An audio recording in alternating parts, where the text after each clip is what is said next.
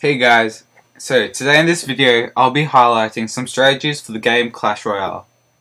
Some of you may already know these strategies, but this is mainly for beginners, maybe even for people that have been playing the game for a while and may just not know them.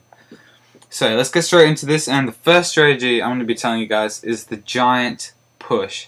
Okay, this is a very common, I guess, strategy that are used by a lot of lower ranked people, since the giant is a very common troop that is used. So the giant push is this one right here, my first battle deck.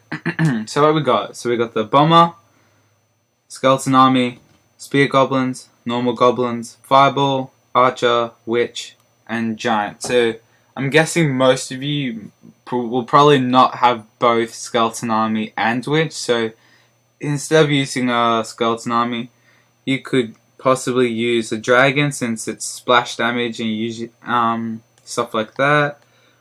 You could use, let's see, what could you use?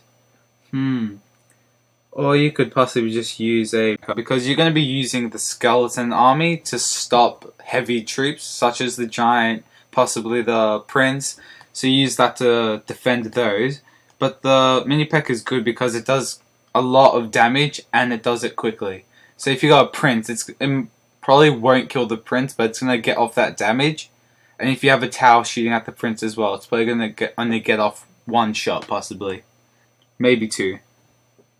So we got the witch in here, because what we're gonna do is, when you're playing a game, which I'll show here, I'll show you the strategy. When you're playing a game, you want to put the giant, which might sound weird, but you're going to want to put the giant right at the back of the map. Okay, you're going to put it right at the back behind either tower. So since I don't have the giant at the moment, I'm just going to run just troops just to waste it a little bit, so I can just get to the giant and show you the main main strategy. So at the moment we're just going up a little bit. So when you don't have the troops that you want, you're going to just want to just defend, basically, okay? Just defending, putting troops down, just going to stop it. Okay, so now, since we have 10 and we got our giant, we're going to put the giant at the very back. So what this does is, so you got your giant at the back, and you want to put troops behind the giant.